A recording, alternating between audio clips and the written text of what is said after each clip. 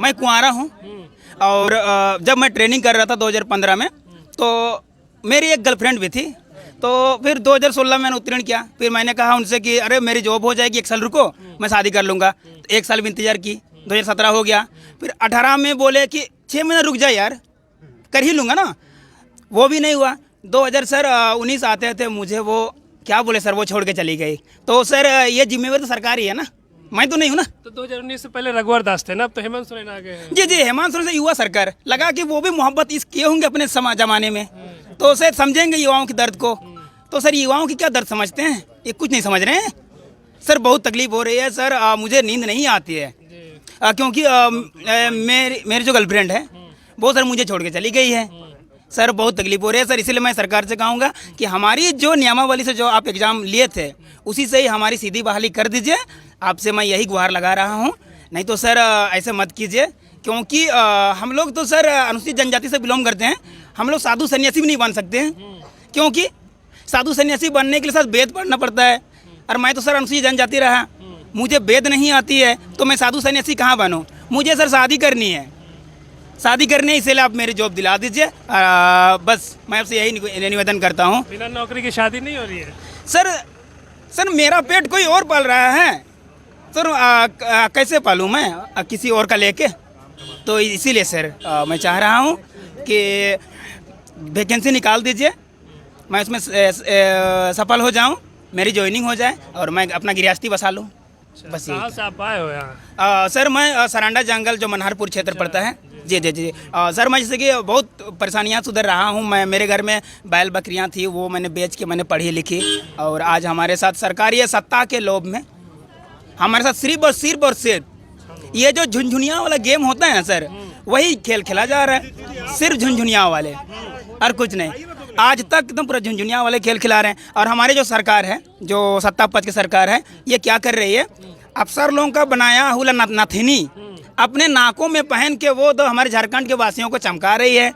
और क्या करे, बोले ना, जैसे कि नियमावली बना रहा है, 4 साल से नियमावली बना रहा है 4 साल। अब बताइए नियमावली कौन बनाया है? शिक्षा मंत्री लिखे हैं क्या उस नियमावली को? क्या मुख्यमंत्री लिखे उस नियमावली को?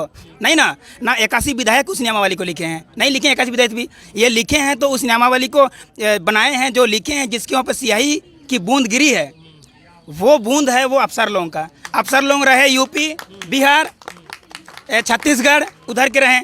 अरे भाई, आप जिस गलियों में पले बड़े हो, आपकी तो रहन सहन, आपकी रग तो उसी गलियों की होगी ना, तो अब नियमावली तो उसी अनुसार बनाओगे ना।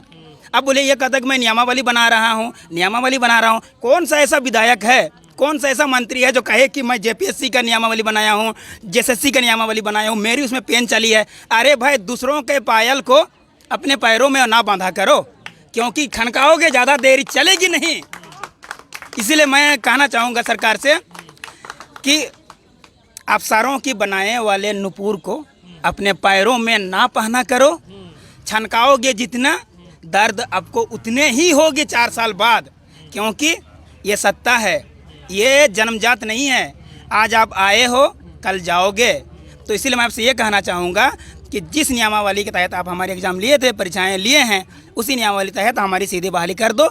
ये बीच में ये लुका छिपी का गेम मत खेलो, और अफसरों के घन चक्कर में मत फंसिए, और अपने अच्छे खासे पैरों में दूसरा की बना ली पायल मत पाना कीजिए। बस मैं यही कहना चाहूँगा सत्ता पक्ष से। क्या नाम हुआ आपका? जी, मेरा नाम मिर्जा कश्यप है, मैं अनुसूचित जनजाति से बिलोंग रखता हूँ। वोट दिए थे 19 के चुनाव में? अरे मैंने तो तीर मारा था। तीर मारा था? जी जी जी, निशाने पे नहीं लगा क्या? मैंने तीर मारा था, मुझे लगा था निशाने पे लगेगी। और ये सरकार इतनी निकम्मी निकली, क्या बोले, उस तीर को जहाँ निशाने पे लगना चाहिए उधर नहीं, वो अपने थैले में भरने के लिए लगा दी। हाँ जी जी, सरकार की वही रही। अब अभी जो कल परसों चलेगी विधानसभा चलेगी, उसमें जानते हैं किस तरह की नियमावली पास होगी? नियम सब उसमें चलेगी, जो हो गया पुल निर्माण, बांध निर्माण, बस यही सब चलेगी। और बांध भी तो नहीं बच रहा है, वो भी तो बह जा रहा है बारिश में। सर क्या कहें, बेवफाई की कमी ही नहीं है ना हमारे सत्ता पक्ष की सरकारों में अभी जो बैठी हुई है। अब इतनी बेवफाई करोगे तो यही हाल हसर होगी ना आपकी। तो ये बोले थे झोली भर रहे, झोली में क्या भरा रहा है आखिर? बालू भर रहे हैं, कोयला भर रहे हैं, क्या भर रहे हैं? सर वो तो आप समझ रहे हैं ना, बताइए, बताओ। झारखंड के जनताओं के खून पसीने की जो कमाई रुपये है वो अपने थैले में डाल रही है। आप बोलिए, आज की अखबार की बात है, मंत्रियों के, अफसरों को, अधिकारियों को 40,000 की मोबाइल। अरे यार बताए ना, कौन सा हमारे विधायक लोग, हमारे मंत्री लोग ऐसे हैं जिनको मोबाइल चलाना नहीं भी आता होगा? 40,000 मोबाइल। अरे भाई 40,000 मोबाइल लेके क्या करोगे? आपकी उम्र तो 50-60 के बीच में होगी, 40,000 मोबाइल के लायक आप नहीं हो। 40,000 मोबाइल के लायक आप नहीं हो। आप सिर्फ और सिर्फ हो अफसर लोगों का जो बनाया वाला जो मोबाइल है, उसी में आप हाय हेलो खा सकते हो। आप 40,000 की मोबाइल ना लो, जनता की रुपये को पानी में मत बहाओ। और हम लोग जो तड़प रहे हैं, यहाँ पर देख रहे होंगे बहुत कोई बैठे हुए हैं, सबकी लगभग उम्र निकल जा रही है। आप बोलिए, अगर सबकी उम्र निकल जाएगी तो बाद में क्या करेंगे? थैला ही लेके ना रोड के किनारे में दे दे बाबा दे दे, ये करेंगे ना। तो सर यही कहना चाहूँगा कि हमारे जितने भी जो 81 विधायक लोग हैं, आप लोग आइए, आगे आइए, बढ़ चढ़ के हिस्सा लीजिए और जहाँ राज्य की समस्या है इसकी समाधान कीजिए। ये तो गलत कर रहे हैं ना आप। 2019 से पहले सिर्फ आप लोग को बहाली के लिए आप लोग लड़ाई लड़ रहे थे, 2019 के बाद भी लड़ रहे थे। अब जो ये एग्ज़ाम वाली बात आई है तो ये तो प्रक्रिया और फंसा दिया आप लोग के लिए इन्होंने। सर अफसर लोगों का काम ही तो यही है। आप बोलिए कि आप जिस डगर में चल रहे हैं, सड़क पे चल रहे हैं, वो मंजिल को सीधी जाती है। ये अफसर लोग क्या करते हैं, उसको रसगुल्ले की तरह गोल गोल घुमा के ये लोग को ये कर रहे हैं, मतलब भ्रमित कर रहे हैं। अब बोलिए, हमारे शिक्षा मंत्री भी कहते हैं कि आप लोग और एक परीक्षा से क्यों डरते हो? अरे भाई डरने की बात है, आप एक एग्जाम लिख के विधायक बन के दिखाइए ना। आप एक बनिए, आप एक एग्जाम लिखिए,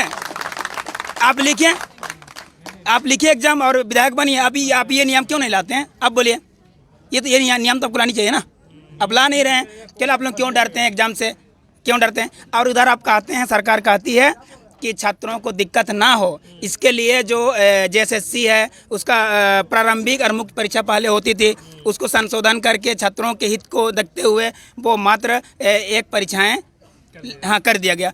अरे यार जब वो एक परीक्षा कर गया है तो हमारी अंदर परीक्षा के 3 परीक्षाएं हो रही है। अब फिर परीक्षा, 4 परीक्षा। अरे भाई हम ही हैं क्या? कल हमें ही आप कूटोगे? अरे कूटो ना उस मंत्री अफसर को जो आपको बरगला रहा है, आपके साथ में जो गलत कर रहा है, कूटो उनको आप, अगर आप में दम है तो। अगर उनकी जहां अफसर लोगों की एक पेन की अगर एक बूंद की स्याही गिरेगी ना सर जिस पेज पे, उस पेज की जो उसकी जो गहराई है इतनी वो फैल जाएगी ना, ये हमारे मंत्री विधायक लोग हैं, ये लोग कुछ नहीं कर सकेंगे। उसमें सिर्फ बह जाएंगे, उसमें लोटपोट हो जाएंगे और उसमें इतने गंदगी कर देंगे अफसर लोग, ये लोग उसको छानते छानते सारे 4 साल यूं ही निकल जाएगी उम्र। जी सर इतना ही कहना चाहूँगा। क्या नाम हुआ है लास्ट बता दीजिए। मिर्जा कश्यप सर। और सर कहना चाहूँगा जी आप तो मिर्जा गालिब की तरह शेरो शायरी भी कर रहे थे। जी हो सकता होगा सर, क्या कहूँ, ये सर जी मंत्री और नेताओं का देन है, हमारे साथी बोल रहे हैं ऐसा। और मैं कहना चाहूँगा सर हेमंत सर से कि आपने सत्ता पे आए थे मुझसे वादा करके, सत्ता में आए थे आप मुझसे वादा करके कि आपकी सीधी बहाली करूँगा, और आज आपके यादों में हमने रो रो के 10 ड्रम पानी भर दिए। हेमंत जी आप इतने बेवफा निकल गए ना, उस 10 ड्रम पानी में नहा कर चले गए।